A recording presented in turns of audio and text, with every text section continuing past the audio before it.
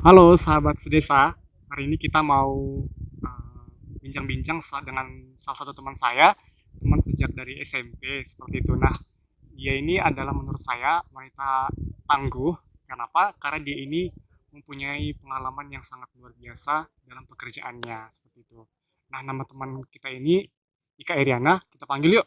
Sini Kak Ika, salam kabit dulu Hai dong. semuanya. Nah, Nah, Kak Ika ini teman saya dari SMP, namun kita baru ketemu sebulan yang lalu ya, Kak ya. Satu ya satu Satu bulan satu yang lalu. setengah satu setengah mungkin. Oke. Nah, teman-teman pasti penasaran kan tentang profil Kak Ika ini kan. Nah, boleh nih Kak, dikenalkan dulu dirinya seperti itu. Hai semuanya, kenalkan nama saya Ika Irin Saragi. Saya dari kampung Borno, tiga bersaudara, dua laki-laki, satu perempuan, dan saya anak paling kecil. Anak paling kecil dan perempuan satunya itu ya, Kak ya. Nah, mungkin teman-teman bingung nih, Borma itu di mana ya kan.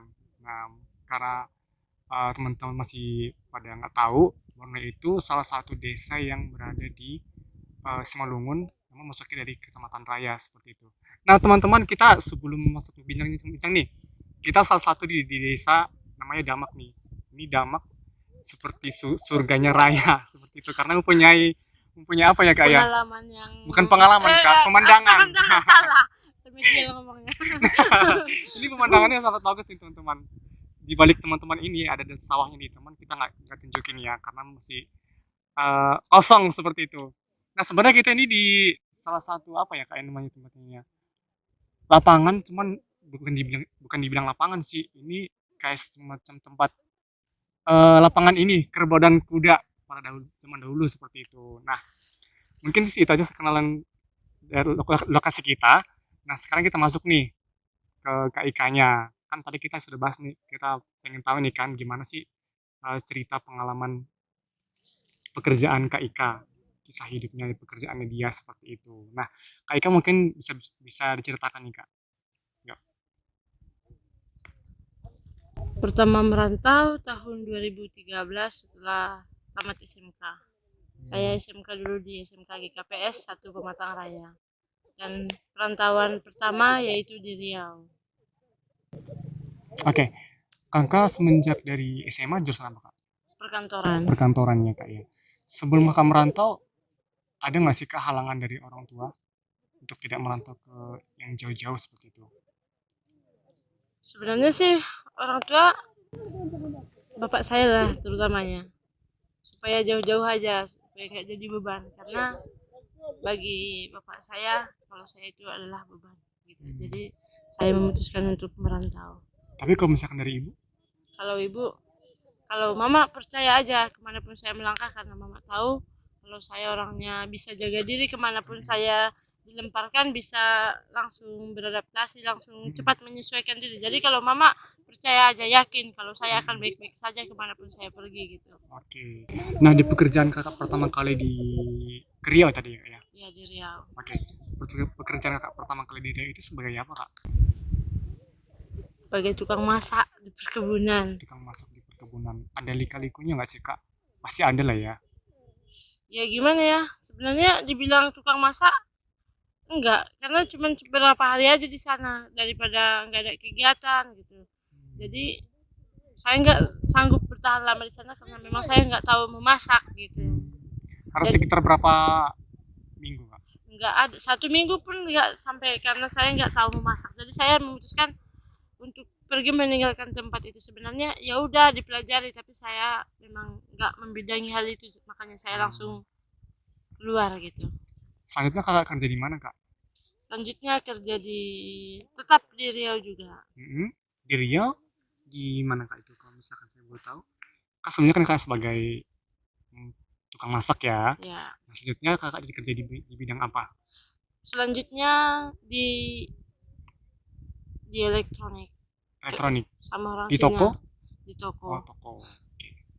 Tapi sebenarnya saya sempat putus asa. Kenapa tuh kak? Saya di Riau tinggal sama keluarga. Mm. Saya cari kerjaan ke sana, jatuhkan lamaran ke sana. Di sana interview sampai berapa kali tapi gagal juga. Dan terakhir saya memutuskan untuk kerja di laundry karena saya nggak mau jadi beban di keluarga saya gitu. Tetapi keluarga saya menghalangi saya, daripada kerja di laundry bagusan di rumah biar kami yang menangani kalau untuk masalah makan gitu. Dan saya Kak, bersabar, sabar aja dibilang keluarga gitu. Daripada kerja laundry sabar aja, pasti ada nanti saatnya kamu dapat kerjaan gitu. kakak di Riau itu tinggal sama siapa kak? Di Riau saya tinggal sama keluarga karena memang yang mama khawatirkan kalau misalnya saya jatuh sakit siapa yang langsung menjaga yang mengurus saya, sehingga kemanapun merantau harus sama keluarga gitu. Nah, sebenarnya kan sempat berkepikiran mau kerja di tempat laundry ini. Apakah itu terwujud kak?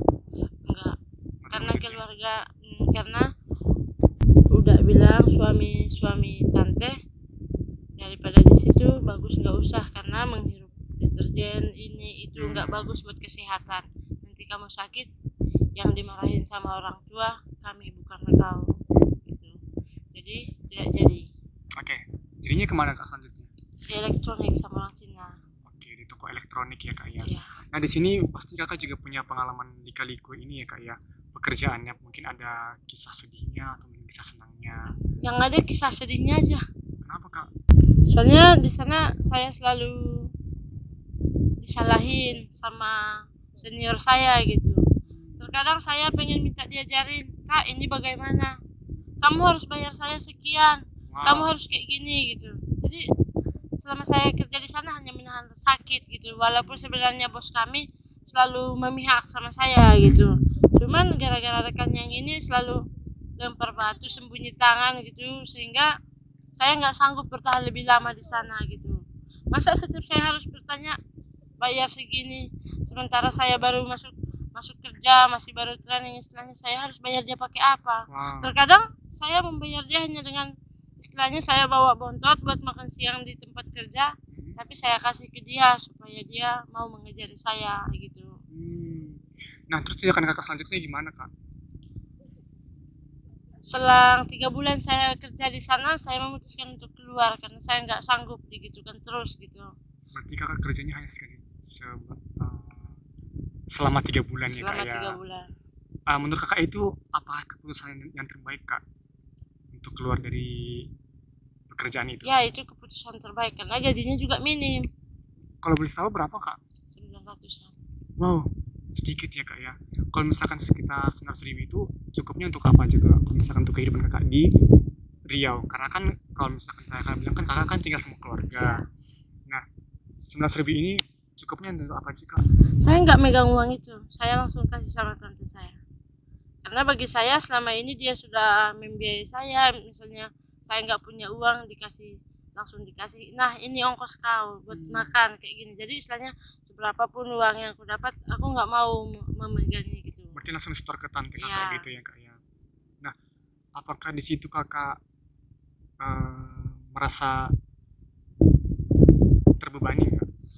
Kalau kalau tinggal di tempat keluarga itu enggak cuman pas kerja di toko yang membuat saya tertekan cuma rekan kerja. Kalau misalnya bos atau pemilik toko itu saya selalu diberi rasa nyaman supaya saya bisa bertahan, tapi ya gara-gara rekan yang satu itu saya memutuskan untuk meninggalkan tempat itu sesegera mungkin gitu. Memang seperti itu sih kak kalau misalkan dikaliku di pekerjaan seperti itu. Nah, itu kan kisah kakak di Riau ya kak ya. Nah, setelah kakak memutuskan untuk berhenti kerja dari kantor, bukan kantor ya kak ya, dari toko elektronik itu ya kak ya. Selanjutnya kakak pindah kerja di mana kak? Tetap di Riau saja, tapi sama keluarga juga di ujung Batu Rokan, tepatnya di Pasar Pramboyan di Biliar. Oh, di tempat biliar gitu ya Ya. kak ya. Nah, itu kalau misalkan kita boleh tahu kak, itu salary kakak di tempat biliar berapa? 1 juta, tapi memang itu bersih, kita nggak masak, nggak nyuci, nggak semuanya. Kita bangun pagi langsung bersihkan meja biliar, habis itu standby di sana gitu karena pelanggannya tetap ramai gitu. Berarti kakak tinggal di tempat toko itu dong, bukan toko, di tempat biliar itu dong. Kan rumah di belakang, di depan itu tempat biliar gitu, jadi tetap di situ tinggal Oh, sama. itu istilahnya salah satu usahanya keluarga ya. Ya. Oke. Nah, di situ kan kakak digaji 1 juta nih kan ya. Itu kakak menurut kakak tercukupi nggak? Tercukupi, soalnya kalau misalnya untuk jajan bebas aja ngambil uangnya gitu. tugas ya. Oke, Kak, kita mau flashback ke belakang sebentar nih, Kak. Kan Kakak kan setelah tamat SMA nih, langsung memutuskan untuk pergi ke Riau untuk bekerja, merantau untuk bekerja. Iya nggak? Ya, Iya. Sebelum ini Kak, mohon maaf nih. Kakak ada sebelum berangkat ke Riau itu ada niat nggak sih Kak untuk kuliah? niat itu ada, cuman karena keterbatasan orang tua itu nggak bisa terwujud. Karena selama kami sekolah mulai SD sampai kami bertiga tamat SMK, yang biayain sekolah kami, yang menafkahi kami cuma seorang ibu tanpa didampingi seorang ayah gitu. Jadi kalaupun ada niat kuliah seperti abang saya juga niat kuliah, itu dibuang jauh-jauh karena itu nggak mungkin, sesuatu yang mustahil di tengah keluarga kami, karena cuma seorang ibu yang menafkahi kami bertiga sampai tamat SMA Wah, gitu. berarti cuman ibu aja yang membiayai sampai ketiganya itu Iya, lulus SMA gitu ya. Tapi ketiga-tiganya lulus SMA ya Kak ya? iya SMA. SMA ya. Tapi memang sisi luar biasa sih teman-teman. Kalau misalkan kita lihat dari sisi latar belakangnya keluarga Kak Ika ini, ya mungkin mesti bilang apa Kak? Mohon maaf, Sedih lah. sedih ya teman-teman. Karena kalau misalkan kita tahu nih, ketika niat seorang anak itu berhasil, ya pasti ada salah satu pendidikan yang ingin dia capai seperti itu. Tapi kalau misalkan Kak Ika ini ataupun saudara-saudara Kak Ika juga itu mereka sama sampai sebatas SMA aja seperti itu. Nah mungkin teman-teman pengen tahu lagi nih selanjutnya Kak Ika itu setelah bekerja dari tempat biliar itu selanjutnya pergi kemana gitu ya kan? Kita pengen tahu nih Kak, kakak setelah bekerja dari tempat biliar itu kakak selanjutnya pindah atau kerja di mana? Saya memutuskan untuk pulang kampung, tapi sebelumnya saya diajak sama teman untuk bekerja di Medan. Tapi Oke. untung saya bijak, saya tidak ikut sama Mm-mm. ajakan teman sehingga saya tidak kena tipu gitu. Oke. Nah kakak ini memutuskan untuk pindah tempat kerja itu kendalanya kalau misalkan boleh tahu kenapa kak? Selama di Biliar memang suasananya enak, semua teman semakin banyak. Mm-mm.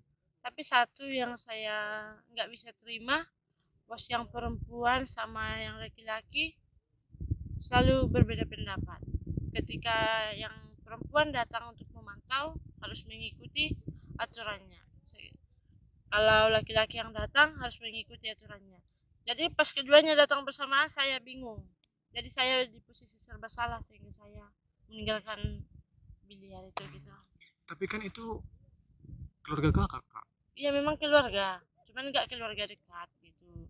Tapi memang masih keluarga. Cuman kan karena ini memberikan arahan seperti ini memberikan aturan seperti itu. Jadi istilahnya pas datangnya bersamaan kita di posisi serba salah gitu. Jadi daripada tertekan, bagus ditinggalkan gitu. Oh, oke kak. Nah tadi kan kakak sempat mengatakan ada teman mengajak untuk pindah bekerja ke Medan. Nah kakak memutuskan untuk berarti kan tidak ke situ karena Iya, takut penipuan ya kan. iya. Nah selanjutnya kakak pergi kemana tuh kak? Selanjutnya saya pulang ke kampung. Lagian untuk melanjutkan pengobatan kaki saya yang pernah kecelakaan gitu. Kakak sebelumnya pernah kecelakaan juga ya. Nah selama pengobatan itu ada sekitar berapa bulan tuh kak?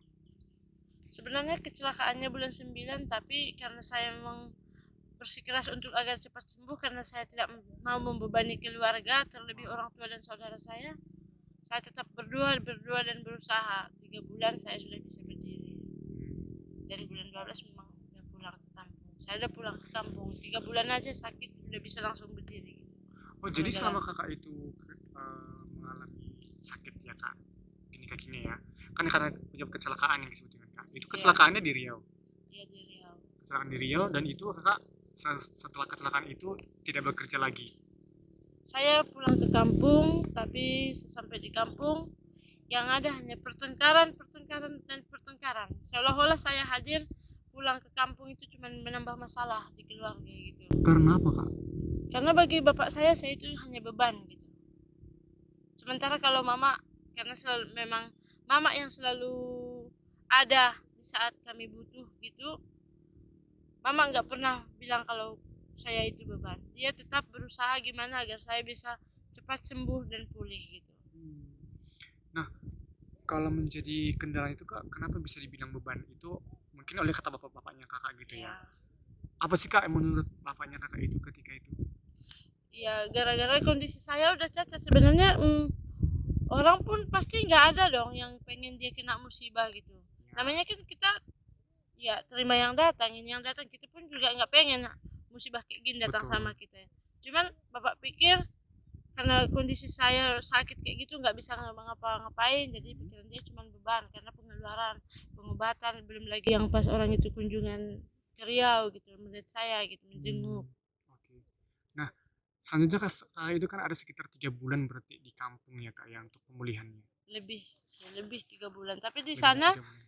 di kampung saya berusaha untuk ikut ke ladang melakukan pekerjaan di ladang, tapi Oh, tetap belum cukup untuk me- membalas atau istilahnya membantu orang membantu tuanya. orang tua. Bagi bapak itu belum cukup. Saya juga bingung harus bagaimana supaya Mm-mm.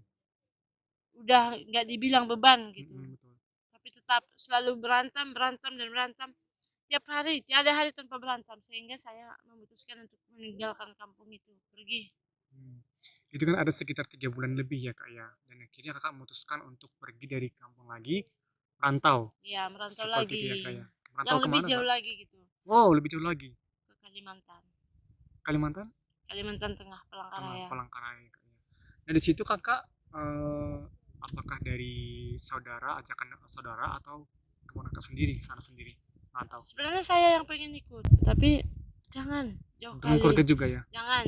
Bukan keluarga sih yang bawa, tapi jangan jauh kali. Tapi abang bilang, abang yang paling besar. Hmm, Pergilah kau daripada di sini kau cuman berantem nanti terus sama bapak itu. Wow. Nanti misalnya kau udah bisa istilahnya kau kirim gajimu untuk beli garam di rumah, barulah buruku. Anakku lah, betul-betul anakku lah. Itulah nanti ucapan bapakmu kalau udah apa, kata abang. Itulah nanti ucapan bapak kalau misalnya kau udah mengirim hasil keringatmu kalau kau bekerja di Kalimantan, kata abang. Jadi Wow. saya memang ya model nekat pada waktu itu Mm-mm. tahun 2016. Wah, emang dorongan dari abang ini sangat luar biasa ya teman-teman. Yang ketika dia saat sakit pun dan ketika 3 bulan lebih ya kak ya, Ini enggak lebih lah tiga tiga bulan bulan. lebih 3 bulan ya teman-teman. Dia disemangatin oleh abangnya sendiri untuk eh, berusaha mencari pekerjaan baru meskipun dalam kondisi seperti itu. Nah, selanjutnya kak di Kalimantan itu kakak kerja di bidang apa kak? Di bagian Apakah lebih berat lagi dari pekerjaan sebelumnya? sebenarnya sih enggak berat, bengkeliling istilahnya, operasi, Oh, di bidang koperasi. ya menjalankan uang. Hmm, Cuman enggak ke lapangan bagian pembukuan gitu. itu dalam kantor ya kak ya. Ya. Nah, kita pengen tahu nih kak, lika-liku kak di perkantoran di koperasi itu. Ada nggak sih kak kisah sedihnya? Kisah sedih ya tentu banyak. Gimana kak? Dimana jujur salah, benar benar salah, salah pun salah. Nggak tahu bagaimana.